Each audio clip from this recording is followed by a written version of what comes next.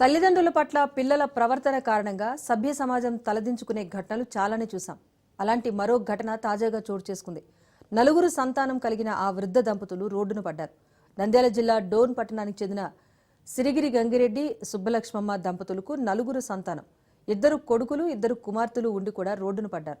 పెద్ద కుమారుడు వారిని అన్ని రకాల ఇబ్బంది పెడుతున్నాడని, దొంగ పట్టా, కరెంటు బిల్లు తయారు చేసి వారుంటున్న ఇంటిని కూడా ఖాళీ చేయించేశాడని గోడు వెళ్లబోసుకున్నారు.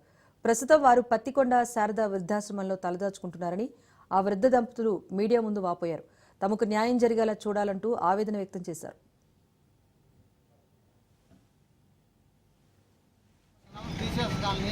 నా పేరు సిరిగిరెడ్డి గంగిరెడ్డి. నా వయసు 75 సంవత్సరాలు. నా భార్య పేరు సుబ్బలక్ష్మమ్మ, 60 సంవత్సరాల వయసు. మాకు 4 సంతానం నాయన, 2 కొడుకులు 2 బిడ్డలు.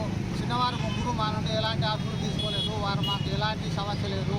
వారి కోసం సహాయ సహకారాలు అందిస్తున్నారు. ఆర్డర్ వేసినారు. మాకు 2023 మే 15 తేదీ మాకు నెలకు 10,000 మాకు జీవనం తెచ్చి మా ఇల్లు పన్ను దొంగపట్టు రాసుకునేది పన్ను పట్టాలు మార్పించి మాకు న్యాయం చేయమని ఇంతవరకు ఆర్డర్ ఇంప్రూవ్ కాకుండా మా పెద్ద కొడుకు మమ్మల్ని ఇబ్బంది పెడుతున్నారు. మాకు ఆర్డర్ ప్రకారం నెలకు 10,000 గుర్తించి మా ఇల్లు తాగిదాల్సిన పట్టా క్యాన్సిల్ చేసి మాకు ఎన్ఓసి ఇచ్చి మా ఇల్లు పన్ను పట్టాలు మార్పించి మాకు నెలకు 10,000 ఇచ్చే మాకు సామైనా మాకు అన్నం పెట్టుకుంటే మేము ఆశ్రమంలో ఉన్నాము. మాకు ఎప్పుడైనా పోయినప్పుడు మాకు ఊపిరి పోయినా ఇంటికాడ మా ఇల్లు అనేది ఉండాలి కదా.